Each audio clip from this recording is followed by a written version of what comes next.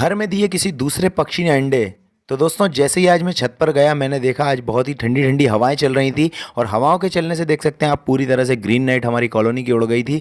बिजली वगैरह भी चमक रही थी दोस्तों। कॉलोनी के अंदर जाकर मैंने देखा कोई नुकसान वगैरह तो नहीं हुआ, कुछ भी नहीं हुआ था। हमारे बर्ड्स जो है बहुत ही अच्छे से बैठे हुए थे देख सकते हैं आप, और बर्ड्स काफ़ी अच्छा फील कर रहे थे। फिर मैं गेट खोलकर बाहर आया दोस्तों, हमने लॉक लगाया और लॉक लगा के जैसे ही हम नीचे उतरे उसके बाद हमने देखा दोस्तों यहाँ पर इलेक्ट्रॉनिक मीटर के ऊपर एक बर्ड ने अपना घोंसला बनाकर रखा था और इस घोंसले के अंदर मुझे लग रहा था दोस्तों कुछ ना कुछ तो होगा, इसलिए ये बर्ड को उड़ने का वेट हम करते रहे।